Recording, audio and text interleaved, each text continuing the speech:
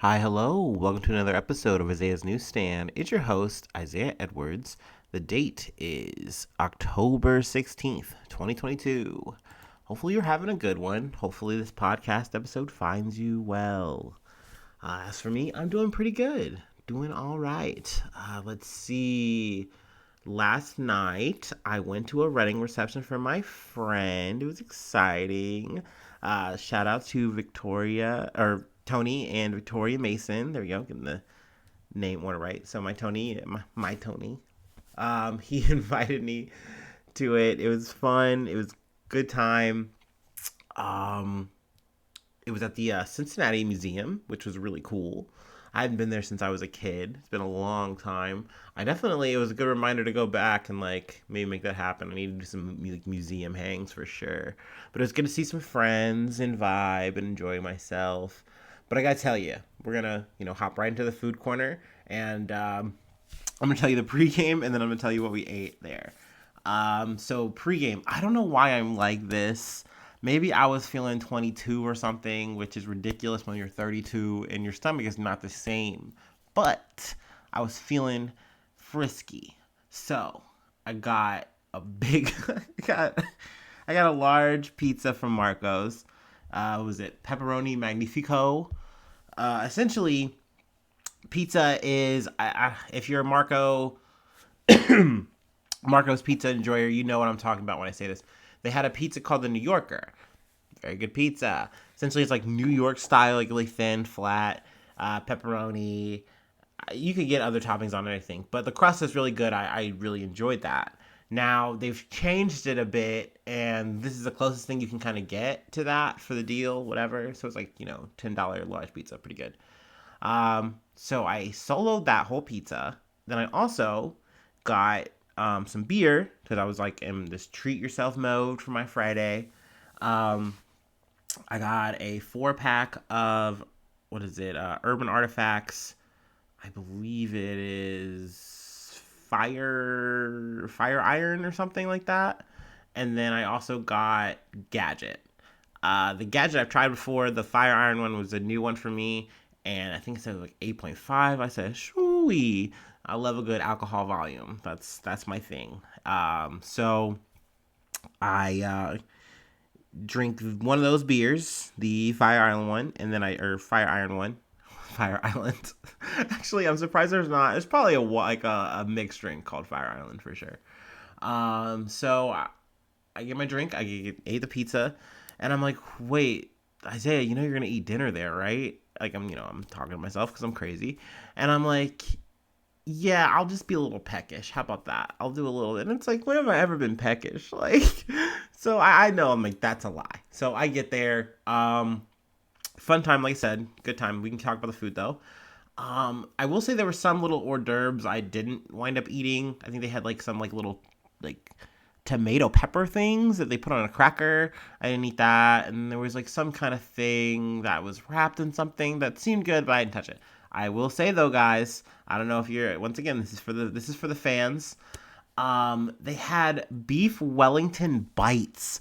Beef Wellington bites. So I knew I was like, oh, I'm gonna break my oath right now. Like we're peckish. I'm peckish right now. Like give me one. So I got one. I ate it, and I was impressed. I like it. It's weird that it really is a pastry. Like motherfuckers are not playing about that part. Um, I definitely got to get the big version. So don't get me wrong. We're still on the quest to officially eat a beef Wellington, but I'm counting this. I'm putting it on my little bucket list that we've checked the box. Okay. So yeah, I enjoyed that. The main course is like a buffet style kind of thing. They had a salad. They had um like a sirloin cutlet with gravy. They had chicken and broccoli. Am I missing anything? And mashed potatoes. There you go. All were good. Enjoyed it. So I had a good time. and I decided to drink water since my pregame was like hard enough because I've realized that I'm, like I said, I'm a lightweight when it comes to alcohol. Yes, I drink on the pod while I'm telling the news, but like that's like one beer for me. Like it's never that serious unless I've like pregame before the episode or something like that. Oh, and I have a shot of bourbon, but so this little big drink for me was enough for the day. I was good. So I just stayed hydrated, did some dancing, and yeah, it was a good time. So yeah, congratulations to them. Thank you for inviting me. It was a good time, good vibes. Uh, let's see. Other than that, though, today was cool. Today's has been chill. I've been knocking out some errands. Doing the laundry. Real exciting stuff, guys, gals. But gosh, I've strung this out. I've talked about myself for too long. We can get into some news. Speaking of news, got this from Yahoo News, Yahoo, and USA Today.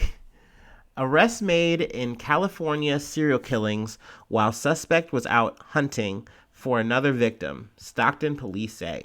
So this has been a developing story.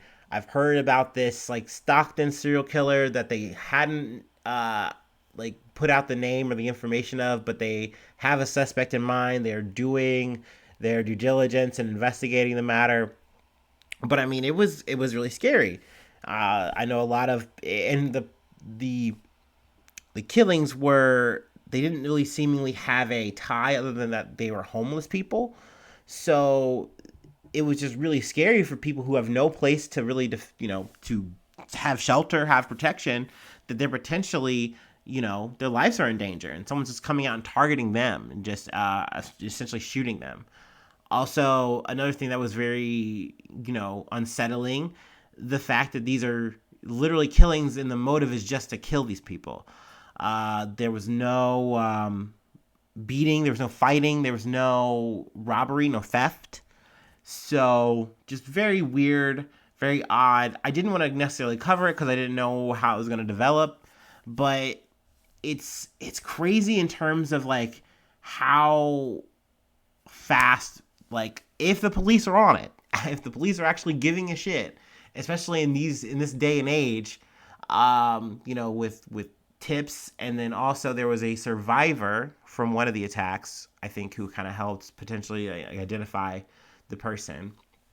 Wesley Brownlee, who's 43 years old, was apprehended. So that's good news that he's off the street. I definitely kind of wanted to wait till at least they got like a name or a face of the person, or actually apprehended a person. So it looks like they're pretty sure that this is the suspect, the person committing the murders. So yeah, but like I said, six.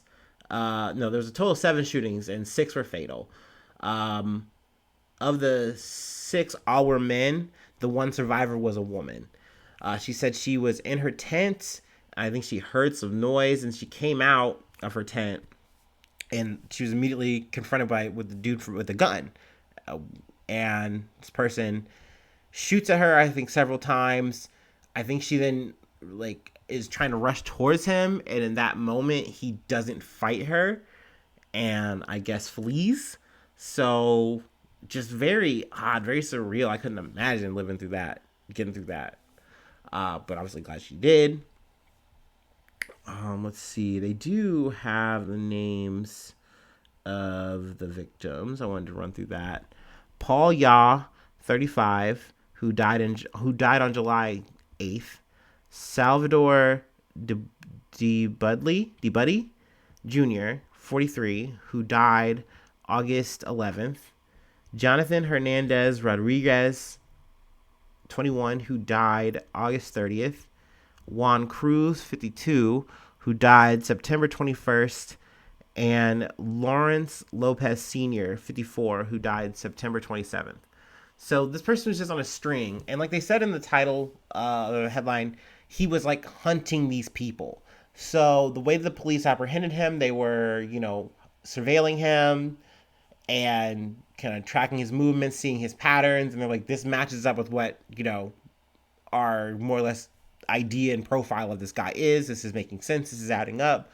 And he was going around parks and areas looking in dark places, and like towards the end of the night, and they're like, okay, he's definitely going to make a move. And so they waited for them to do that, and staffed him beforehand, and he's off the streets.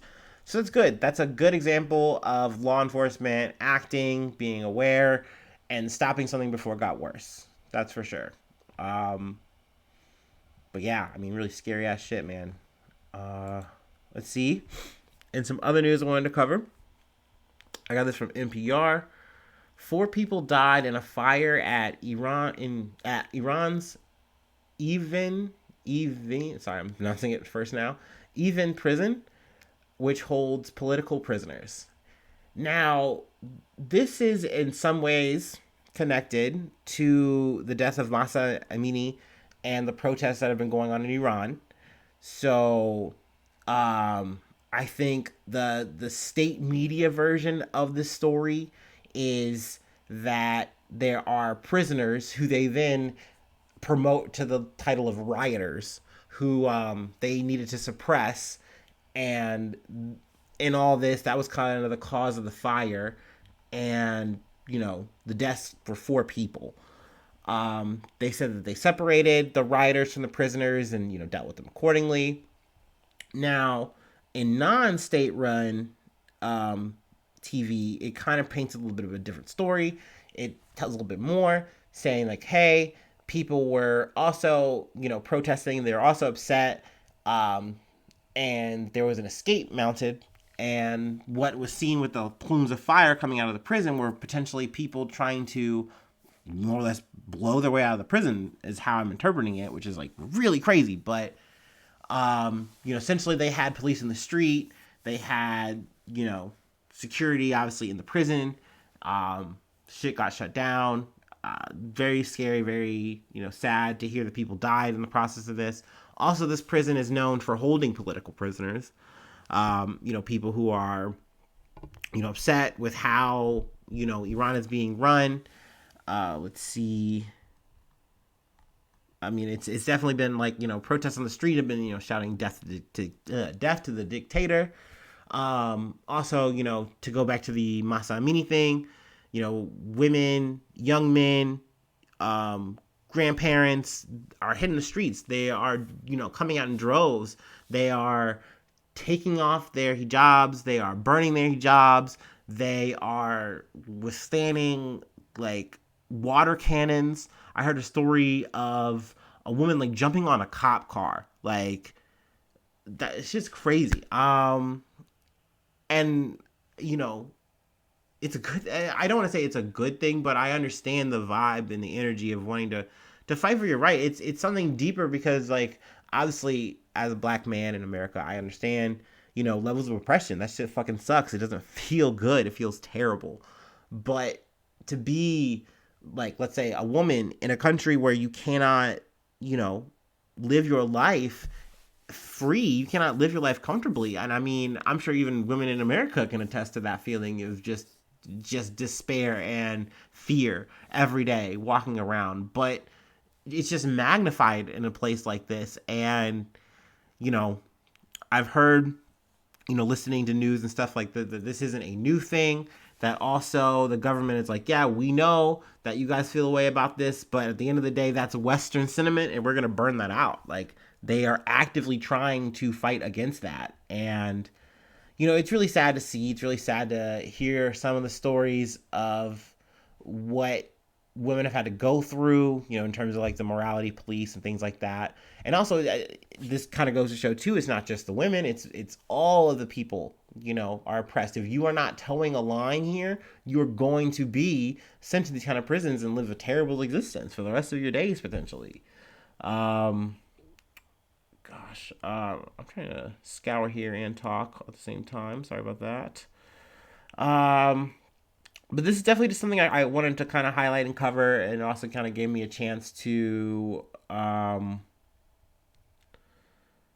about the Masa Amini thing, talk about like the protests going on there. I was trying to find a name here, but it's escaping me. Oh, here we go. Um, Supreme Leader Ayatollah Ali Khamenei. Now he is the supreme leader. They also do have a president as well of Iran. Both are kind of echoing the same sentiments that it's like, okay, you guys are going to protest, but that's not going to last. Um, and it does look like they're cracking down. So, we will see because it's not stopping.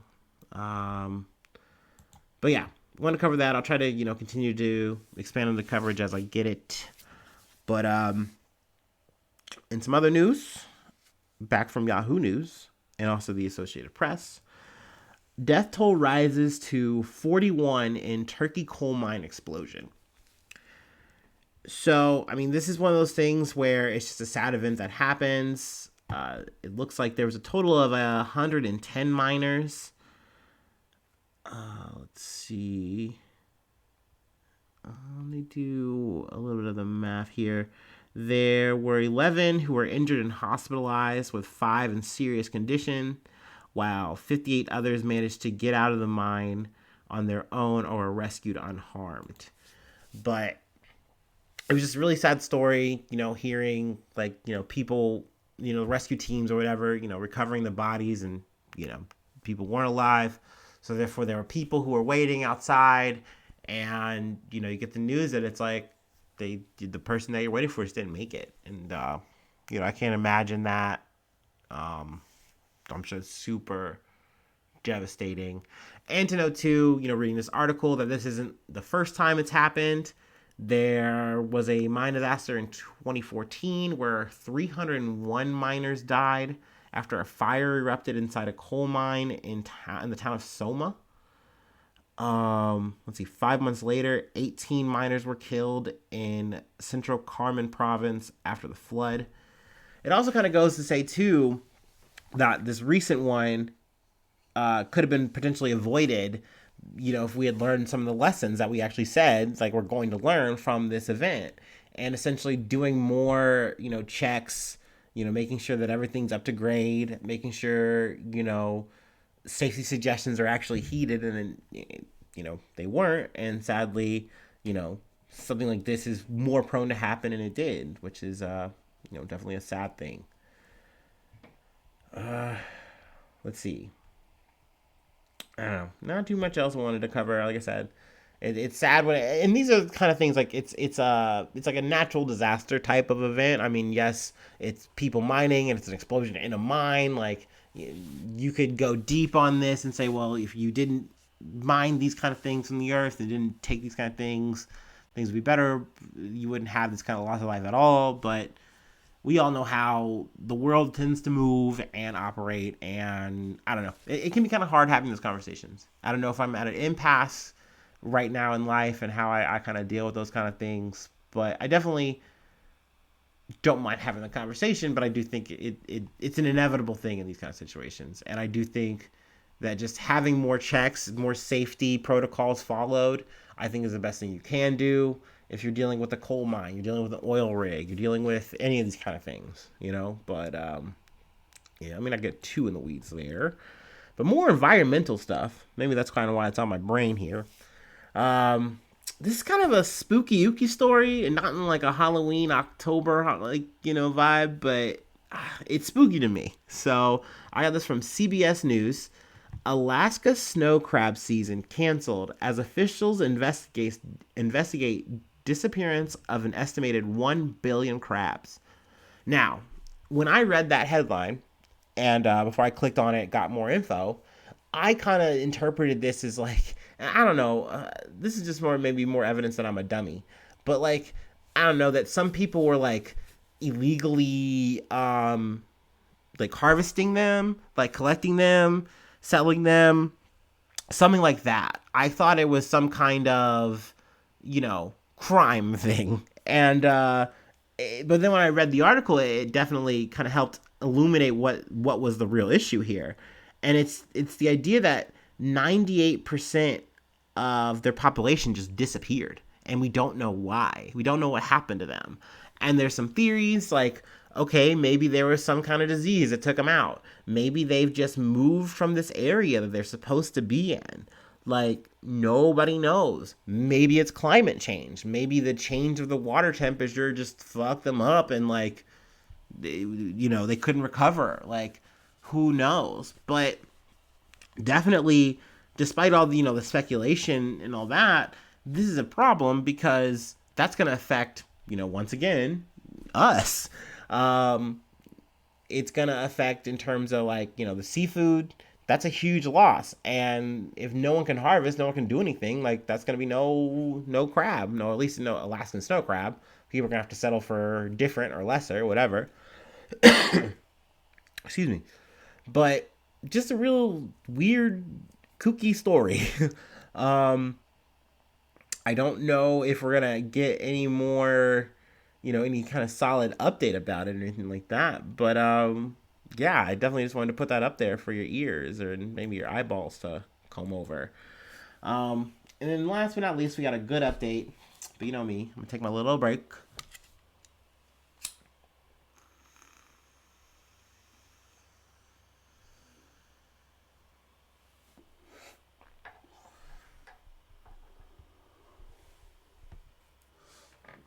Ooh.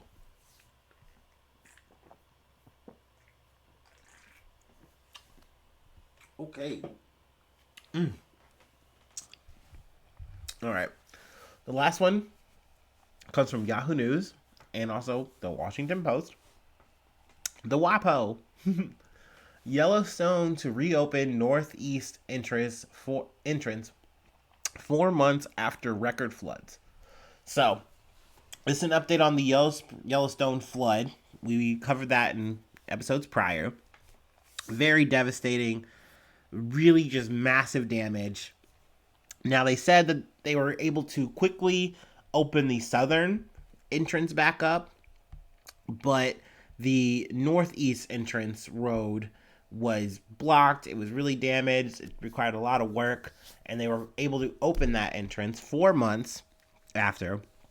And now they are noting this as very fast, and I would agree that it is very fast. But I kind of wanted to talk about this in the way of just thinking this happened and it was very devastating.